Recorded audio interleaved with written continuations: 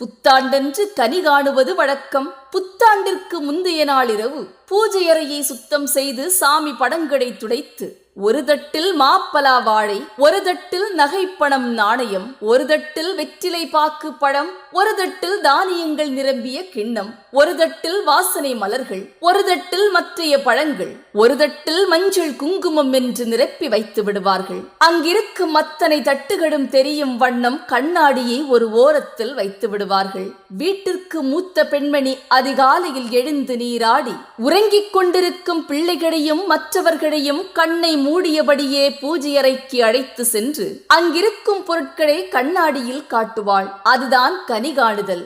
புத்தாண்டன்று காலையில் முதலில் இதை பார்க்கும் போது அந்த ஆண்டே செழிப்பாக மாறும் என்ற தத்துவத்தின் அடிப்படையில் தான் இதை செய்கிறார்கள். கடவுள் படங்களுக்கு மஞ்சள் குங்குமம் போடுவார்கள். ஒரு பித்தளை செம்பில் நீரை நிரப்பி வைத்து விடுவார்கள். இனிப்பான ஒரு பிரசாதத்தை படைத்து தீபதூப ஆராதனை காட்டி பூஜையை முடித்து விடுவார்கள். நலமும் வளமும் பெற்று சகல சௌபாக்கியங்களுடன் வாழ உதவும் ஒரு ஆயுதம்தான் கனி காணுதல். எல்லா தட்டுகளும் கண்ணாடியில் பிரதிபலிக்க வேண்டும். அதுதான் முக்கியம். கண்ணாடி வழியாக பொருட்களை பார்க்க வேண்டும். வருடம் முழுவதும் நமக்கு இனிமையான விஷயங்கள் நடக்கும் என்பதுதான் நம்பிக்கை.